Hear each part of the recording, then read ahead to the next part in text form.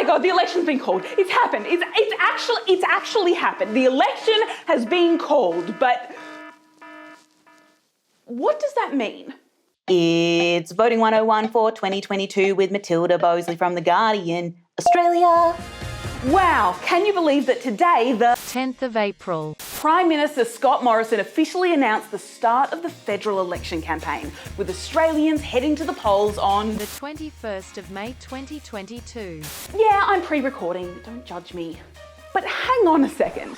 Politicians have been out on the campaign trail for weeks now. They've been making election promises for months. The bloody media have been talking about this election for years. What difference does calling the election actually make? Usually people know an election is probably coming up long before it's actually called, especially in situations like this where we are fast approaching the end of the government's 3-year maximum term. But calling the election supercharges parties campaigning and kicks off some really important political changes. As you would have seen today, the Prime Minister kicked off this whole process by visiting the Governor-General and asking them to dissolve both houses of Parliament and issue the election writs. That is mumbo jumbo, but here's what it means. With a parliament dissolved, the government enters something called a caretaker mode, which basically means don't make any major changes unless it's totally urgent.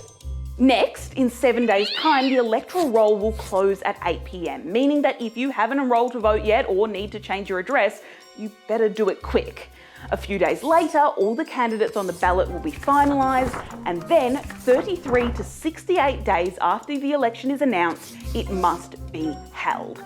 This time, we have 41 days. Look, in some ways, the election being called doesn't really change anything, but in others, it changes everything.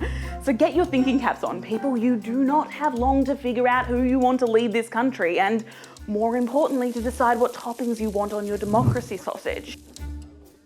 But if this all feels like it's happening too fast and you're feeling very unprepared, don't worry. From now until election day, I'll be here with you to explain what your votes mean, how preferential voting works, what on earth voting below the line is, who all the major parties are, and of course, how to actually survive election day. Buckle in.